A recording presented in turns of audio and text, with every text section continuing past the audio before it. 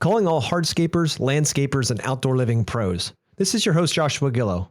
I am so excited to announce our first ever 6-day immersive hands-on outdoor living design build event in New Holland, Pennsylvania. Over the course of a week, Yes Express, Souders Hardscape Supply, and Pave Tool Innovators are going to teach you how to become downright dangerous in sales, design, installation, and equipment/tool operation. Expert teachers will cover the installation of custom features like permeable pavers, fireplaces, stone decks, custom outdoor kitchens, water features, putting greens, and so much more. This event was designed specifically for growth-minded business owners and teams who want to get their hands dirty and learn from the best so they can take their businesses to new, unimaginable levels. So mark your calendar from February 20th to the 25th. Seating is limited. You can get your tickets today at outdoorlivingmastery.com. Again, outdoorlivingmastery.com. Oh, did I mention that we're raffling off over $20,000 in specialty tools and other profit-driving goodies at this event? You're not going to want to miss it. Let's make 2023 the most profitable year ever. Now back to the show. Hello, everybody. Today on the podcast, we have Doug McDuff. He's a co-owner of Landscape America in Massachusetts, and they have a team of over 100 members. He shares a story about how they came from just him and his brother up to this beautiful, massive company. And he shares a lot of the different things that he learned along the way, especially the concept of celebrating with their team when you win. And also, this is one you're going to want to stick all the way through the podcast for, is he's going to also talk about this concept of open book, where you actually share your numbers with your entire team and how powerful that is in motivating and building team and winning as a team. So listen all the way to the end. Some great nuggets throughout. Hello, and welcome to Outer Spaces, a podcast dedicated to empowering designers and contractors in the outdoor living space. Through this show, I hope to create a powerful resource for you, someone who is trying to grow their company but might not have all the tools and processes to do so. On Outer Spaces, we're passionate about breaking the chains of small mindsets and helping contractors just like you take control of their businesses and their lives. My name is Joshua Gillow, and through my 25 years of dirt under the nails experience, I look forward to sharing tips, strategies, and other contractor success stories here on the Outer Spaces podcast. Now, let's get on with the show.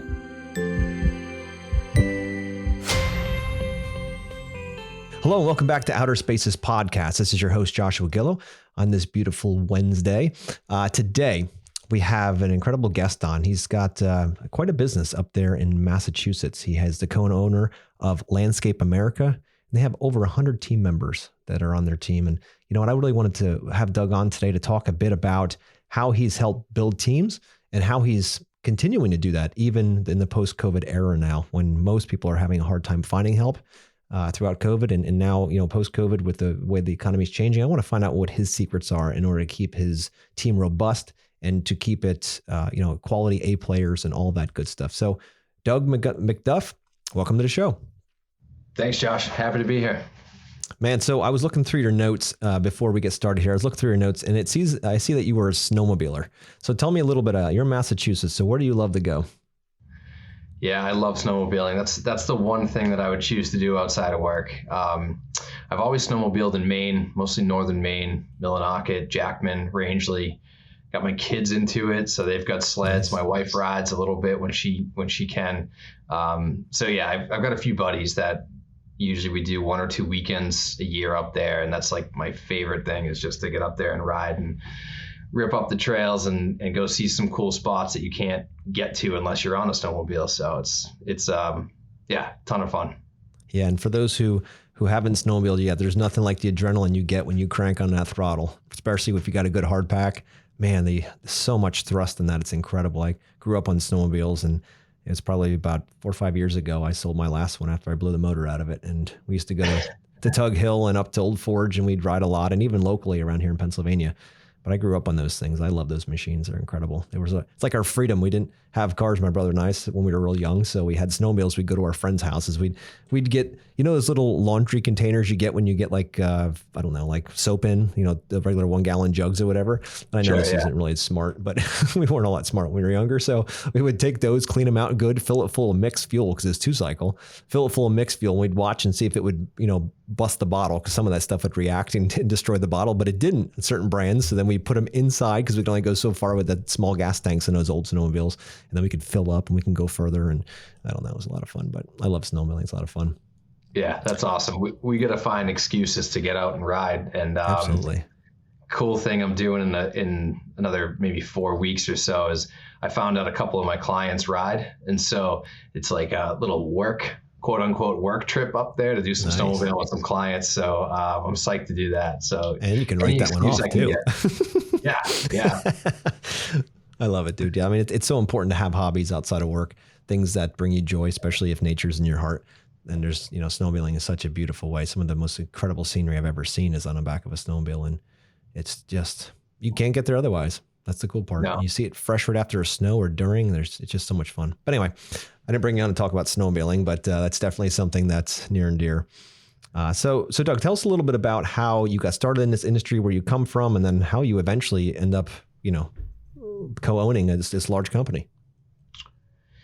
Yeah, my brother and myself, Andy, we're co-owners. So we grew up in Norwood, which is a suburb of Boston, maybe 30 minutes outside of Boston, and grew up in a lower middle class family. And we were lucky and fortunate enough to have, we lived with our grandparents actually, and my parents in an in-law. My grandfather was a super hard working guy, and my uncle would come around often and do a lot of projects outside. So we were just always like doing things in the yard with our grandfather, working around the property and helping out with things, and really outdoor minded kids. We were always playing outside, unlike kids these days are on video games all the time. We weren't in that world. We were playing wiffle ball or whatever. We were just outside. So definitely got in touch with nature at a young age and really enjoyed it. So wasn't a terrific student. I think I was always like generally intelligent, but I didn't apply myself and I didn't really care too much about school. However, I made it through high school with decent grades, and my guidance counselor when I was a senior asked me what I wanted to do, and I said I just want to be outside. I don't want to work in an office. I don't want to have a cubicle. I just want to be outside. Maybe I'll be like a park ranger or something. And he's like, well, my nephew's going to this school at UMass Amherst called Stockbridge, which is an agricultural school, and he's going for landscape contracting. And I was like, cool, that sounds good. Like that was literally what happened. There was no other thought process or like vetting it out or like research. I applied to that school. I got in, and I just so happened to fall in love with the major. Like as soon as I started learning about it, I got excited. I started applying myself. I got good grades, made a lot of good friends, and ended up doing an internship with a company called Hartney Graymont, which, this is back in 2000. Mm-hmm. So 23 years ago. They were about a $10 million company, which was, substantial company even nowadays, but back then they were one of the biggest around. And they just had this fantastic culture, and they really harnessed the thought of like continuous improvement and education with the team, mm-hmm. and making sure that they were always working on culture and always keeping employees happy, and had really good tenure. So it was just a great place to learn the industry and learn about business too, even though I was, 19, 20, but, just being impacted by some of the stuff they did at the organization was great. So I worked there like through my internship, and then summers and winters through college. And then I graduated, and I was there for about 2 full years. And I'll rewind a little bit. My brother, Andy, obviously same upbringing, kind of followed in my footsteps. So he went through Stockbridge at UMass for landscape contracting. I ended up doing 4 years. I did 2 years at landscape contracting, and then I did 2 more years in urban forestry. So I ended up getting a bachelor's degree, and Andy just did the associate's degree and ended up coming to work at Hartney Graymont with me as well. Okay. So we were both there in 2006, and I applied for a sales position in the company, and I was 24, and so my manager was like, you're kind of young, you got a lot to learn about the field work still, just keep doing what you're doing, stay in the field. We'll find another opportunity for you down the road. And I didn't like that answer. I was full of piss and vinegar and, thought I knew better. So I put in my notice and started grabbing a couple of mowing accounts, even though I'd never done any maintenance before. I was doing like tree work in the winter, and in the summer I was doing design, build, construction, and I was running a construction crew for them. So I hadn't done maintenance before, but that's just what I started doing. I was mowing a couple lawns, and then Andy, my brother, a couple weeks later decided, thought it was a good idea. So he partnered up with me and he quit as well. And the two of us started Landscape America in September of 2006. And this will show you how intelligent we are. We started the business up right as the economy started to take a downturn. And I had my mortgage at that point. I had bought a house at 22. I had, they were giving out mortgages like crazy back then. So I had that mortgage, and then I took out another mortgage to build the house that I was going to sell as a spec home. And economy tanked, housing market tanked, and I ended up having to rent that thing. So I had two mortgages, no work, and we started our own business. But luckily, ignorance is bliss, and we didn't necessarily feel the impact of like the recession because we didn't know any better. So we just got to work, and we were going around neighborhood to neighborhood, dropping off flyers, just doing whatever we could to make things happen. And so 2007, we did like 400 grand in revenue in our first year. Next year we did 600. 2009 we did $1 million. And we did 1.2, 1.3, 1.6. And so we just kind of just grew right through the recession, and we're able to continue like strong growth all the way through. And today we're about $8.5 million company. We have about 100 people coming in when it snows. During the landscape season, we're about 65 people or so. So we've kind of reshaped the organization, and I can get into that if you want me to later. But we were predominantly design build through most of our existence up until a few years ago. We started to shift things over to more of a commercial maintenance and snow business. But it's been a fun journey, and we've had a lot of really awesome people come here to work, and that's really been the reason we've been able to grow right through this whole thing. So I love it. And some of the biggest companies on the planet have started in those tough times, right? Because in the beginning, if that's your standard, tough time is your standard, and that's how you start. There's a grit that comes with the guts to be able to do that.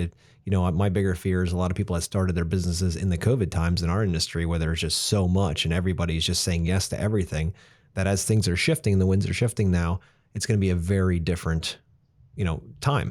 So with that being the case, demand different, money's more expensive, all those things, it's a different, different seas to manage and keep the ship on board with. But coming out of those tough times, I've been through, 07, 08 with business and all that. And we just squeaked through those years. You know what I mean? It was only because a couple of commercial accounts we had that kept, us in the black, but it was tight during that time. And then from there, just growing and growing and growing, like to your point, because it's, once you've seen that, then it's like, all right, well, I know what it's like to have nothing. So let's just keep cranking. And you're like, oh, do I need to put an extra half hour in today? Hour? Oh yeah. Yep. Because it all adds up. Every one of those adds up when it needs to. And that's the important part. So you start out. So how much younger or older is your brother? So Andy's 3 years younger than me. Got it. Okay, cool. And cause I was in a family business as well. My brother was 18 months younger, and I went to school for architecture and it was a community college kind of thing, or like a trade school. And, did that and came out. I'm like, I don't want to be drawing houses forever. That's not my thing. I want to be outside. I grew up in a garden center. So I was like, I want to be out there just building cool stuff. And I love nature as well. And so with that being said, starting out with your brother and getting that going, how is it working with family, like growing a business like this, working with family and building teams and all that? How did you kind of figure that part out? Yeah. I mean, there's definitely challenges when you're working with your family and working with your brother. Luckily, our challenges are sort of minimal, I would say, in general. Our personalities are such that, I'm a little bit more of the driver, the entrepreneur, strategy and kind of vision, and Andy is more of like the manager. Like if you read the E-Myth, that we're kind of yin and yang in that aspect. So Andy's definitely has the manager. He's a little bit more like, hey, let's look underneath that rock before we like go full bore into this situation here, where I'm like, 100 miles an hour, this is what I want to do, and let's go here. And Andy's like, pump the brakes, dude. Let's talk about this a little bit and see if there's another scenario that we can go through. So that's definitely been helpful. And also, I don't think there's ever been the desire by Andy to want to be sort of like the vision or the strategy person, or even like the chief salesperson or anything like that. He's always been more like, I'd rather work with the crews. I'd rather, he's our director of operations. So he manages our team. He manages our production managers, manages the fleet manager itself, and is always overseeing like the mechanics side. So, that's been really helpful. We've kind of defined our spaces. We kind of stay in our swim lanes. Yeah. And there's not a lot of interest by either of us to want to cross those paths too much. If I see something wacky going on in the shop or in the field, I bring it to his attention, but I don't go directly to his team and try to correct measures, because that's not my job. That's Andy's job. So I go to him, and the same with me. If he sees some sales coming through and the bid isn't done correctly or whatever, he's not going and talking to the sales team and telling them that, they messed this up. He's coming to me, and then I go to the sales team. So we're good about staying in our swim lanes and focusing on what we get energy from. Hasn't always been the case. There was definitely times where, at one point Andy was selling for probably 5 or 6 years. He was in a sales role and he hated it. And, but he thought he should be in a sales role because that's just the progression of an owner, right? Like, you think like, all right, well, someone has to do the sales, someone has to, manage the customer and manage these relationships. And, I was really busy selling work and needed another salesperson. So naturally Andy moved into that role, and it took us a while to figure out that he wasn't getting any energy from that. And so, we weren't really seeing the full potential of what he could do, because he didn't really love what he was doing. And then when we shifted and said, all right, I'm going to take the sales and the sales team, you take the operations and the production team, things just got a lot easier for him, and for the, just got better for the business in general. And I would say he, went from maybe not loving every day of his work life to now, I think, just like me, he enjoys coming to work every day because he's doing what he gets energy from. So important, dude. So important. And it's so beautiful that you guys have that. I mean, Gino Wickman talks about that in Traction, about the visionary and the implementer, right? That you're talking that classic combination. And, oftentimes people think that the concept of entrepreneurs or the visionary is more quote unquote valuable than the other positions, but that's all bullshit, right? It's like the old adage, like, what's more important? Your brain, your heart, your liver, like, which one, or your kidneys? Like, think about it. Like, which one's more important? You're like, none of them. Like, think about it. They're all just as important. You don't have one, the whole thing doesn't work. So there's never a level of like, I want to be the entrepreneur, I'm going to be better than other people. That's not what it is. But some people are wired like you and I, that we're visionaries. We see things in the future. We want to be thinking about future. We want to be thinking about how can we point this ship and drive and direct. And then we have people like your brother and like my brother as well, that both were incredible implementers, right? And we need that, because our ideas don't go anywhere without someone who's going to put the actual elbow grease in and direct the people to make them come to life. Have you found that to be your experience as well?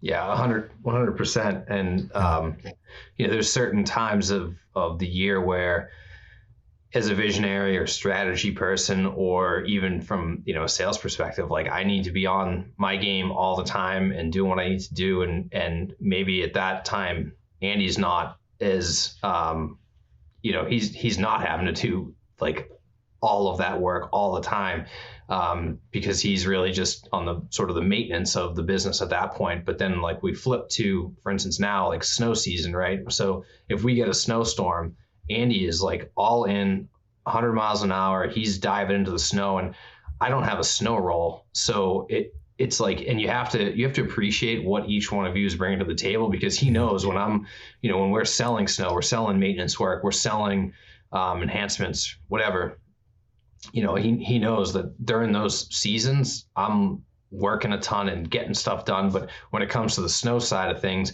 I'll go out and say hi to the crews and bring them coffee and thank them for their hard work, but I'm not in the trenches like he is. And I so appreciate it when it snows and he's in the trenches, he's getting that work done. And I think, that level of understanding of who's responsible for what and when, it's time for him to flex up or me to flex up is really important too, because it's not a competition of like who's working harder or who's doing this or that. It's just making sure we define expectations and understand what roles we're both going to do and then let each other do the roles.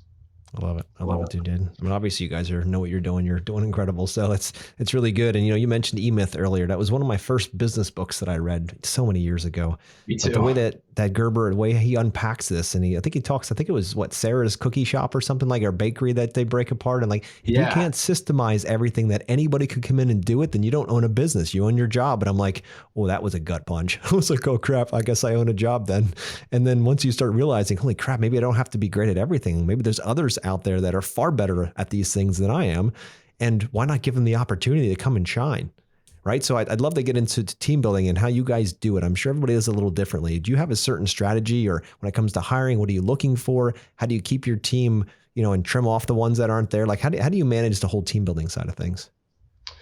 Yeah, I think, reading, and I can't remember. So it was probably 15, 16 years ago, I read the E-Myth, but reading, books like that, and then Built to Sell, there's some really great books that kind of, brought this philosophy of build a business that can run without you. And you'll be successful one way or another. You'll have value in the business, but also the business will grow. People will grow within it.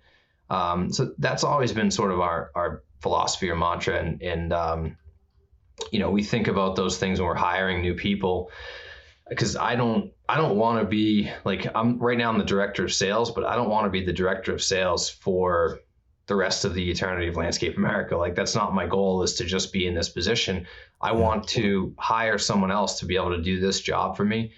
Just like, the same with Andy and the same with our accounts managers. I want them to aspire to be a branch manager or to be the director of sales and replace them with another person in the company. So when we're hiring, we're asking those questions up front, asking, if people have 5-year goals, 10-year goals, like what they aspire to do.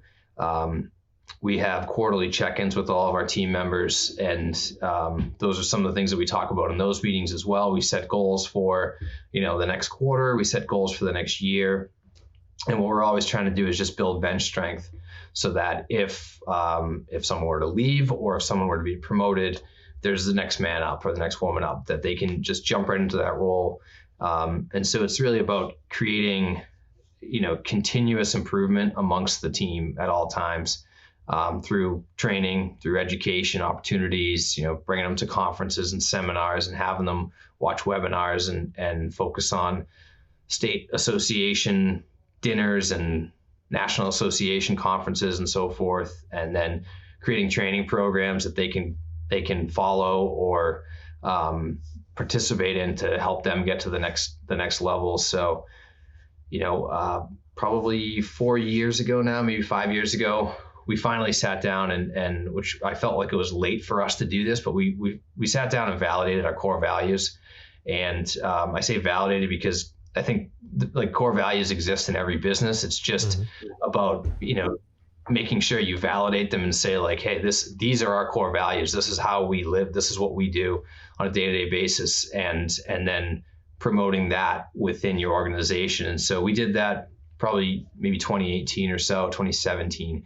And that's really changed a lot of our hiring practices, a lot of our, unfortunately, when we have to terminate someone, reprimand people, but even choosing clients and choosing to continue to work with clients or onboarding new clients, we use our core values for that. So, and the team's really gravitated around that concept. So, and we look at our core values as if it were a soccer field, and we say, look, we have these core values, we have 5 of them, but we say if the core values are out of bounds on a soccer field, just stay within bounds, stay inside the field. If you step out of bounds, if one of our core values is deliver on promises, well, if we find you're not delivering on promises, you step out of bounds, say, hey, look, these are the core values. This is what we talked about when you were first hired. This is what the team's about. This is how we live. If you're not able to step back in bounds and deliver on promises, then you can't be on the team.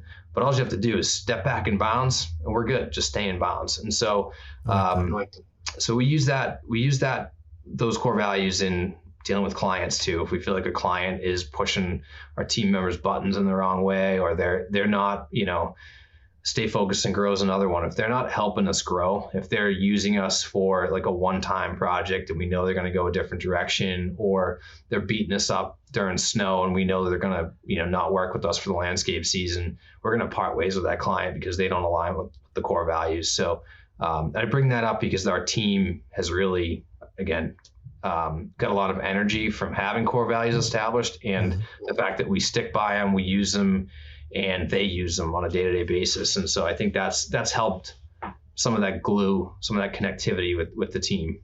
How powerful has it been, Doug, that you have set that with core values? I love that, by the way, and that you've given them clear boundaries on the edge of that soccer field. I love that analogy too.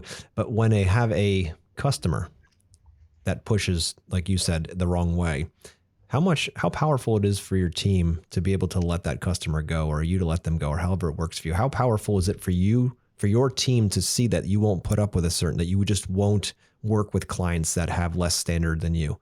How does that reflect on your team? They definitely appreciate the fact that we have their back. And it's always an unfortunate situation that brings us to that point. It's never like a fun discussion, and typically there's a lot of emotion and angst involved when decisions like that are being made.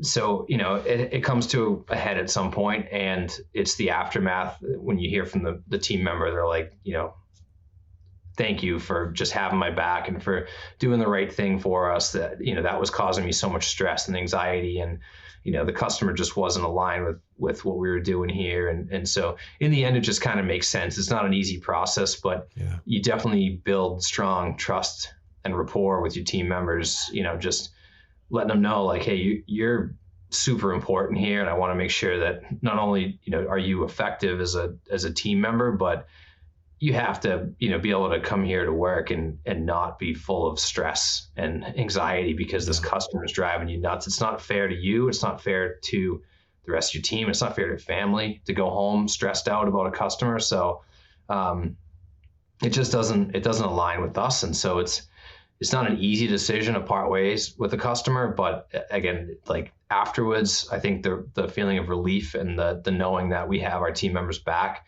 builds so much rapport that the team member is going to stick around, and they're definitely bought in to the concept of the core values. Especially in the team, you mentioned that many times, and it's so important, is that team dynamic. And in that, there's a protective mechanism, right? Especially as owners and visionaries, is to make sure that our team realizes that we'll go out to battle if anybody comes in and tries to, screw with our tribe, and the customer is not always right. That was an adage given to me very young. It's like, oh, you take care of your customer. I'm like, yeah, I'm tired of being a fucking pleaser, right? At the end of the day, some people just don't deserve our time, and that's okay. And we have to be able to stand tall with our team and say, no, enough is enough, and to let them go, give them the graceful exit and let them on the merry way. We're not going to be a good fit. But the power that comes in the team, then they say, well, wait a minute here. They're here protecting us, that we're not just transactional objects. We're just here trading time for money so these guys can make more money. They actually care. They're actually part of this. They're actually bought in. If they see us being, mistreated or people going over the line, that just like if it was a family member, if it was one of our kids that had somebody, that was pushing too hard or just being a dick, we're like, no, that's not going to happen. Like, we're going to jump right up and come pop a bear, and we're going to club some shit, right? We're going to knock some people out. And it's the same basic thing here with your team. When they feel that, man, they become very vested in the mission, because they can see it can be very powerful for them too. Yeah, the team members that are here, they're our friends, they're our family, really, and it really, really pisses us off when a customer's like messing with them, whether it's, just constant barraging them or following them around the site all the time. I mean, if you're if you're in the design build world for, more than a day, you're going to get, a customer at some point that's really going to be a problem. We've been fortunate enough to have maybe like one or two a year, but those one or two clients cause so much distraction from so many other good clients and good team members. It's just not fair. And like you said, Josh, I mean, the faster that we can exit that relationship, the better off we are. Yeah. Unfortunately, you still have to be professional and you still have to follow through with any of the promises and contracts and all that sort of stuff. So sometimes you're there just grunting through and like, I just got to get through this phase or this project or this month or whatever the contract is. But I mean, you got to be there for your team as a support, and our job as owners and executives and companies or whatever, we're mentors, but we're also, like you said, we're trying to protect our tribe, protect our team, and make sure that they're having fun at work, they're enjoying what they do. And when customers get in the way of that, it really pisses me off that, because they work so hard to do a good job for the customer and do it, follow through on all these promises we've made. And, it's funny. And a lot of times customers, not the really bad ones that you have to fire, but the ones that you have to talk to and say like, look, this is going on here and it's really not going the way we want it to go. And we need to change some things. And, you need to treat our team better and do this. Some people, when you bring that up to them, it's like a light switch because they know they're pains in the asses and they've been told that from other people, and they respect the fact that you've told them that, and they respect the fact that you're willing to put up with them, because there's not a lot of contractors that are. And so we've been able to strengthen relationships with some of those pains in the ass clients by just telling them like, you're causing a lot of stress to our team and it's not fair. And if you don't cut it out, we're not going to continue working together. We'll finish what we've been obligated to do, but we're not going to continue on the next phase. And we've actually had people do a 180 and, and because they know they're a pain in the ass, because they're a pain in the ass and to their wife or their husband or whatever. And so the fact that you call them out on it, sometimes changes their tune a little bit and builds more rapport with your team too. No doubt. And in life, we get what we tolerate. So if we tolerate that kind of thing and tolerate our teams being treated like that by people, guess what? We're going to get more of it. Yeah. So when you start saying no and you put your foot down, you start to see those things. It's amazing how the universe works that way. You just start getting less of those people. And then pretty soon you have like a bunch of clients. Now, it's not always going to be perfect. We don't have perfect clients all the time. We have things we got to manage. That's just nature of being in business. But, you get less of that when you start telling the universe, look, I'm not going to put up with that shit anymore. I just don't want any more of those clients. And that's a powerful lesson to be learned personally, and also for your team to know they're not stuck in bed with these people for the rest of their lives.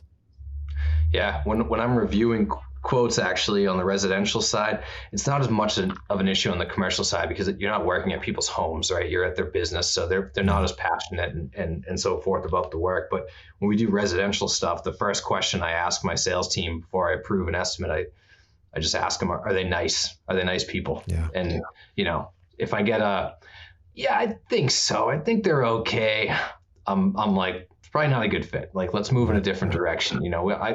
We've been doing this long enough. Like, we don't want to work for people that aren't nice. We don't want to work for people that are going to be pains in the asses or treat us like crap. We want to work for people that are going to align with us and be advocates for our business and be easy to work with. Yeah, for me, the word is grateful. So I don't expect them to kiss our ass. That's not the point. But are they grateful? Are they happy that they can actually have us out to do this kind of stuff? And if you, from day one, it's first date, right? You get on the phone with that person and you're talking to them and they suck on the phone on the first date. Are you going to go on a second date? Only if you're looking for, not the dating situation, but in jobs, it'd be only if you're looking for money. You're like, maybe I can go out and score some cash on this deal. And if you're going to do that, you're going to find shitty clients. But when you're like, yeah, that's not going to work. And you raise your standard and you start becoming more particular on the type of clients that you're going to accept and tolerate. Next thing you know, again, universe lines up and sends you more of those better ones, and you have a better idea of what's going on, and your team doesn't feel like you're just machines pumping out time for money, and that's not what they want to do. So it's so freaking cool, because it's so important, and we have the opportunity as owners to say yes or no. It's not because they called me, I'm now obligated to go and work for them, no matter what bullshit they put me through. That's not what it's about. It's you as the owner or as the salesperson or whatever position you're in is saying, do I feel like they're actually going to be grateful for what we're doing for them? That's my filter. Just like you said, are they nice? That's the same basic thing, right? Are they people that are nice? Did they get through the first date? And if they struggle through the first date, we probably don't want to go on a second or third. And we certainly don't want to marry those fuckers either. So, yeah. I like that. I'm going to steal that, Josh. Are they grateful? That's good. Good. Please. I know earlier before we hit go, your team, they rung a gong in your office. And I'd love to talk to you about the gong. And I wish we were actually recording at the time because I thought it was friggin' awesome. If you can like text them and tell them to hit it again, that'd be awesome. But anyway, a gong going off in your office. So tell me about what the gong, what it's there for, and how you ever decided to do such a crazy thing. And what does it mean? Yeah, so I think, most people are in our industry, unfortunately, and maybe it's just most people in general, we tend to focus on challenges and problems and not celebrate enough. Yep. We tend to, we'll win a job, we'll work so hard to win a job. And then as soon as we win the job, we go to, okay, how are we going to produce this and how are we going to get this done? And what equipment do I need? And what else do we need to do it? We don't take the time to pause and like high five and just say like, hey, that's friggin' awesome. We won this job. It's great. We just spent 3 months or a month or weeks or whatever trying to win over this client and get them to agree to this. So in order to celebrate more, we installed a sales bell in our office. And so whenever someone sells something, they come up and ring the bell, and it gets everyone just kind of gets their attention, and people will be yelling and, what'd you sell? What'd you get? Whatever. And it's just like a fun thing. And now our sales team took it to the next level and got a gong. So now we have 2 floors in the office here. So you can hear it on either floor. If someone gets a sale, that gong's going to vibrate through the floors of the office, but it's pretty cool. It's just a way to celebrate and, get everyone kind of jacked up about sales, because as we say, nothing happens until a sale is made. We can't buy the equipment. We can't produce the job. We can't do anything until we get the sale. So it's really important, and it gets even our production team jacked up about, a new sale coming in. They hear the gong, the bell go off, and they're like, oh, cool. Something new just came in the door, a new job or a new maintenance client or a new snow job or whatever. So it's a fun thing to celebrate. I love it. And how long have you been doing that? We've had the bell for, the gong's brand new, but we had the bell for probably 5 years now. Nice. And what have you seen before bell and then after bell? I don't know if that's a thing, but anyway, what did you notice a difference in your teams with that bell integration into your process? I mean, just for me in particular too, like I just wouldn't like ever celebrate if I sold something. And I was the last one to actually like finally start ringing the bell, because for me, it was like, all right, I sold that job and I'm just on to the next thing. Like whatever the next thing is, I'm on to that. If it's the next sale, the next problem, whatever. And, it took me a while to actually start to use the bell to celebrate, because I was just such a creature of habit and still am. But with my team, for sure, it's like brought new energy to the room and just to the office here. And, it's not fair that I'm not a celebratory type of person when we sell something. It's not fair to my team. So it's forced me to kind of change my ways a little bit. And it's allowed the team to as a group to kind of have that bonding and cool moment when we finally, win something. That's so cool. Years ago, my wife put a bell, she's a chiropractor, and she put a bell in her office. They call it the better bell. So each time people come out after they're adjusted and they feel better, they ring the bell. So I was like, that's just such a cool idea. She saw it at a seminar somewhere and she started doing that. So I'm like, I wonder what it'd be like to have a bell in my office. Like for every time we do cool stuff, sell or whatever. So we got these little bells with smiley faces on them in the office. And when someone sells, we've never had this conversation, Doug, right? So this is just incredible. That's why I want to bring it to the listeners, because we have something similar in our office without even ever talking, where it's like, okay, you did something cool, whether it's, a permit came through for a project we've been working our ass off for, or we get a sale or whatever it might be, something that we're celebrating, we hit the bell, and it's not just one person hits the bell, we all hit the bell. And the funny part is my office is like another room away from the main office. So when I hear the ding, I'm like a dog coming for a bone. I'm like, what happened? What did you guys do? Right? Come over and we're all excited and we celebrate together. And it's so much fun to hear that ding. It's like it's like, all right, what happened? We run, right? And we all kind of get together and talk about it. So it's such a beautiful thing. If you're not doing that yet in your office space, it's it's an incredible way to build morale and to just celebrate and have fun. Because you're right, Doug. You're like me. Like years ago, I'd sell stuff and I'd be like all jacked for months working on this design, ready to go. And you finally sell it and you're like, all right, I can't wait to build it. And all of a sudden it's like, now I got to build it. Yeah. It's like now the reality sets in. It's not all fun and, possible in the future. I'm going to make some money. Now you have the check and all the excitement goes into dread. You're like, fuck, now I got to actually do this. So yeah. So, I mean, we all work in such a tough industry. It's a tough business. There's a challenge around every corner. Like there's a challenge with material. There's a challenge with a sub on the site. There's a challenge with like your team. This guy didn't show up for work today. This guy's leaving early. There's always something of a challenge during the course of the day, multiple ones that you can find at any moment. So, and many of us that have, I think to your point earlier, like if you start, like you're grinding, like you figure out how you have so much grit and you're just grinding to get to the next level or get whatever your bills paid or to make a paycheck. And that's just inherent in us. And we don't take the time to really like say like, okay, this is cool. Like we got here. We did this well. This is going great. We just focus on all those challenges, the negative things. So the start of all of our meetings, whether it's a sales meeting, a production meeting, or even our team meetings, our safety talks, everything that happens at Landscape America, we always start with bright spots. So everyone in the room has to go around and say one positive thing, personal or professional, but they have to say one positive thing to kick off every meeting. Again, just to celebrate a little bit, but also, so it's not always like doom and gloom. And, we can definitely get into lots of pissing and moaning like about whatever's going on through the course of the day. It's nice to have that little break in that pissing and moaning and say like, hey, this is cool. This happened today. That's awesome. Or, whatever. My daughter won her hockey game or whatever it is. It's good to have that positive feeling to kick off the meetings and set the tone. I absolutely love that, dude. And you're absolutely right. The overall psychology of what's happening there, right, in that meeting is you're forcing people to look at the positive stuff. And guess what they're looking for before that meeting?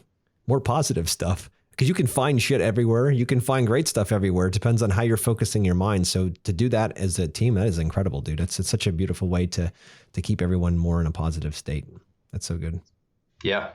Yeah. So what are some of the things? So like, if you can think back, obviously you've been going, you said since 2006 when you started. Yep. And obviously 2 people now, seasonally over 100. And, so what are like 3 things that you had to learn along your journey that got you to where you are today? What are maybe some of the lessons you learned, maybe the hardest lessons you had to learn in order to get you to where you are now? So like I guess the first thing is, the lesson that I learned was making sure that I surround myself with good mentors, even if it's 1 or 2 mentors. But I mean, I'm the more the merrier. I love to network with people in our industry and rob and duplicate from what they're doing. But I think it's really important to find someone that you aspire to be like or aspire to have a business like them, and continually ask them like, what's going on in your world? What are you doing differently? And get energy from that person's like achievements or experience or whatever, and then bring that back to your own world. So I was really fortunate to connect with some inspiring people back in 2006, 7, 8, 9, like early on. And I'm still really close friends with a lot of those people now. And I've watched their business grow and they've helped me grow my business. And it's like, it's free coaching essentially.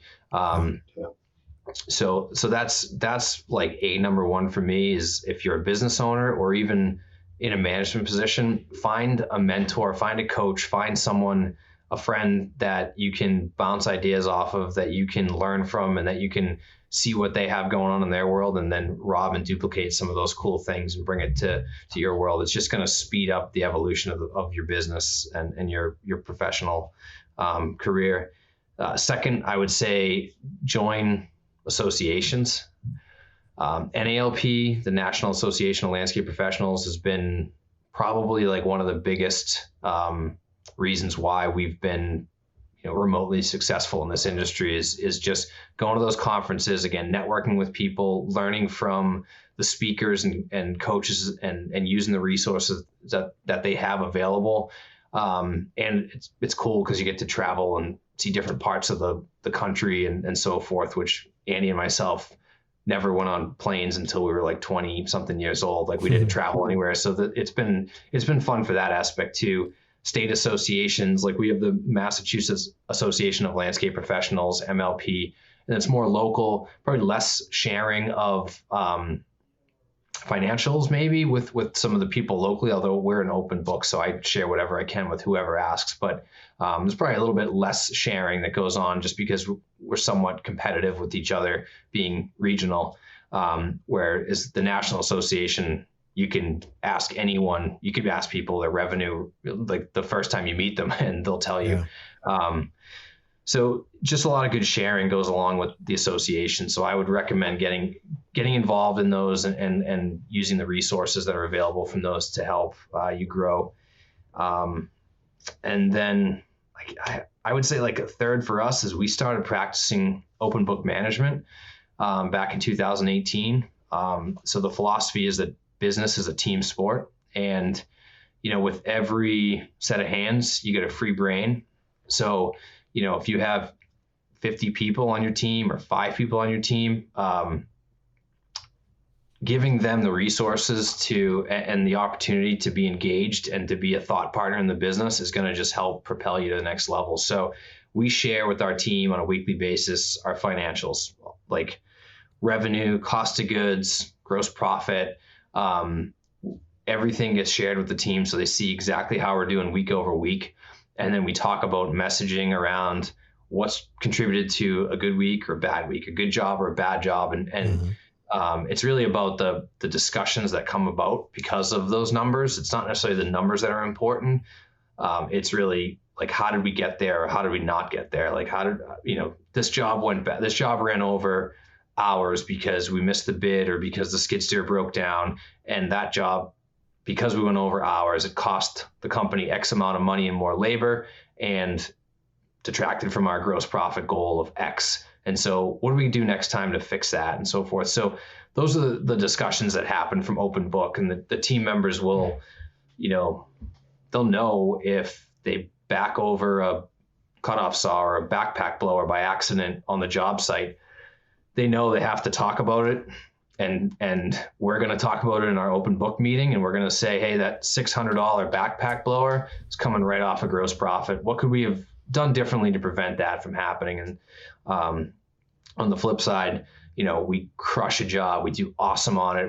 We finish 100 hours under budget, and we added an extra $10,000 to the gross profit. Well, now we're celebrating because we know exactly what happened. So open books has been a big game changer for us, and really got our team engaged in the business itself and understanding what's revenue, what's cost of goods, what's gross profit, what does it all mean, and how do my actions on a day-to-day basis affect how the business is doing? And they feel like they're in the know. Yeah. So you're absolutely right, dude. It's something that I struggle with in the very beginning I'm like, holy crap, I don't want to show anybody the numbers. They might see how much I make. They might see like what things cost or how, horrible I am at this or whatever it might be, right? This whole open book, it's scary, right? In the beginning. And I'm like, you know what? We can't grow until we do this. And I had other people that I looked up to that said, we're all open book now. Everybody sees everything. We don't hold anything back. And they're growing like crazy. And I'm thinking like, wait a minute here, maybe that's the secret. So we started that as well. And when I meet with the CFO, we go through everything and we're just talking through it. And I'm like, I feel so much better. Now they see how their actions impact. And you tell me if you found this to be the case as well. You've kind of mentioned this a little bit, but all of a sudden now they're making decisions like an owner. Have you noticed that? They're like, oh, I just need more stuff. Like we can get around. We don't need to do that. Right. And you're like, wow, that's really cool, because they actually see how the decision impacts the business. So it's almost like playing a football game with no scoreboard. They're just out there playing. Like, are we winning? Are we losing? Like, how much more we got to go? How much longer do we got to go? There's no scoreboard. So when they can see the scoreboard, everybody can play to that board. And, I love that you've opened it up, and I'm sure that that's been a big part of your growth too. Wouldn't you agree? Yeah, you nailed it. It's there's different aspects of open book, but the scoreboard is so important. And like I said, we share the financials, but it's on that scoreboard. And you're right, the team team wants to see what's the score on a weekly basis, and what did we do that affected that score in a good way or a negative way. And you definitely get ownership thinking out of the team, especially in regards to specifics to their job or their team, like their crew. Like they will say things to their crew like, hey, I saw you just come out of the shop and walk over here carrying the shovel, and then you went back and got the rake afterwards. You got two hands, grab the tools and walk them over the trail. You just wasted time, you know, walking back. And it's not me saying it. It's the crew saying it to each other, because they know that, hey, that's waste. We want to drive waste out, because we need to make our goal, hit this goal in order to get a bonus and share in the profits of the company. So definitely drives ownership thinking, and they want to know, like they want to see how we're doing. It's not really fair to go and tell the team like, hey, go out there and do a really good job today, and just, you know, work hard and we'll see what happens. And, you know, what do you expect out of the team that you're just sending out on the road? You know, they don't know what they're supposed to accomplish in a day. It's a lot different when you say, hey, I expect you to hit, you know, 150 square feet today. How can we accomplish that? What do you need from me to get there? And when you hit that goal, like, we're going to celebrate it too. So install 150 square feet of pavers today with you and this other guy, whatever the number is. But when you're talking about specifics and you give them goals and they are bought into the goal, or maybe you ask them what their goal is and they can say, hey, my goal is to get here. Cool. That sounds like it's aligned with what we expect out of you. That's great. What do you need for me to get there? Go do it. And then they're bought in, and they're doing a lot more to get there than if you just kind of send the crew out in the morning and just hope they're going to come back at the end of the day with a truck and trailer and, you know, have done something productive. 100%, dude. Yeah. I mean, it's incredible how that changes. And now, to your point, you get, you know, your whole team becomes ownership minded. And that's, you know, it sounds like that could be a bad thing. And I know in the beginning, like I said, it's like, oh my God, you know, if they see the numbers, what are they going to do? Doug, what happens if they come to you and work for a while, see the numbers and go tell your competitor how much Doug, you know, spends on light bulbs every year? Like, who gives a shit? Like, who cares? If they want to take the numbers and go. Like, the numbers, they're anyway, it's a bit of a growing up part. The funny thing is that, like, as owners, you know, I tell people about Open Book, and other business owners is like, I don't want to show them what I make. And I'm like, dude, it's probably embarrassing to them. Like, it's usually embarrassing to tell them, like, this is all we make at the end of the year for all the hard work you do. Like, this is what we get at the end of the year. It's usually not the opposite. We're like, oh my God, you've made so much money. Like, it's typically not that way. It's the opposite. It's usually shocking to the team that they're like, you know, if we say we're going to do $8 million, some of our team might think we're making $4 million in profit. You know, we're doing $8 million. We're hoping to make $800,000 in profit, and then we're going to spend that money on taxes, and we're going to reinvest in the business, and we're going to put some in a rainy day fund. And what's left over is, you know, minimal compared to what we're doing in revenue. And when you explain that to the team, they're like, holy shit. Like, I thought we did way more than that in profit, you know. And it's so I tend to find it's the opposite of what most owners think and you know, are afraid of. Their fears are not exactly aligned with what people are going to think when they actually show them the numbers. I couldn't agree more. It was something that I had as a fear, and thank God I shot that thing and we focused on doing it, because it's made all the difference. And now, you know, the team is so much more focused and invested in trying to think for us as owners, because they're trying to get in there and say, how can I, you know, think like them? And next thing you know, it's like that's a great idea. Just do that. Like, I'm sure you've had people come to the table and had solutions better than yours, and you're like, damn, this is amazing, right? It's like, again, you get two hands and one brain every time that you have them involved. And if you have 50, you have 50 times the capacity, not just you having to run the ship and, you know, kind of keep it all for myself. It's a whole different mindset when it comes to that. And I love it. I'm so excited that you've done that. Yeah. It must be exhausting to be the business owner that everything channels through, you know. It all has to come through me. All the ideas come from me. Like, I wouldn't survive in that environment. And I don't know how people do it. Kudos to them, the ones that can manage a business and have everything go through them. But that's not me. Yeah. Oh, Doug, I could talk to you for the rest of the day on this subject, but we got to wrap up here. So how can people find you? So I'm active on LinkedIn. So LinkedIn's a great way. Our website's www.landscapeamerica.com. My email address is a little bit long, but it's my first initial and last name, dmcduff@landscapeamerica.com. And I absolutely welcome anyone to reach out. I love to talk to other business owners, other landscapers, whether it be the physical landscape work or talking about business. Both of them are super fun. So if I can be a resource to anyone, I'm happy to chat. I appreciate it, Doug. Now, do you have any other little tips of wisdom that you want to bestow on our listeners before you go?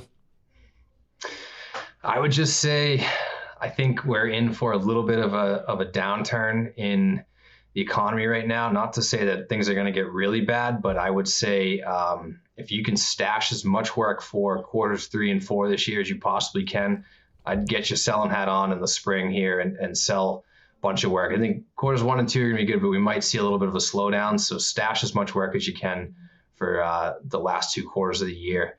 And I think we'll be in a little different spot with employees than we have been too. There's been a lot of layoffs at big corporations. So yeah. I think we'll have some team members available. So that's the bright spot. But I would say we're going to be doing more selling than order taking, which has been what's been happening for the past couple of years. So just get your team ready and in the right mindset for that. I love it. Absolutely. So guys, first of all, Doug, thank you for coming on. I always love talking to people that are out there killing it like you are. I love that you lead your team with passion. I love that you lead it with open book and just, you want to see them succeed. It's obvious in how you're handling everything, and you and your brother have built an incredible business. So thank you for coming on the show and sharing your nuggets of wisdom and things you've learned along the way. And listeners out there, each week we try to bring somebody else new on that we can talk to and discover how they've unpack their journey, how they've come along and what they've learned along it. So I appreciate you listening each and every week. And until next week, we'll talk to you then.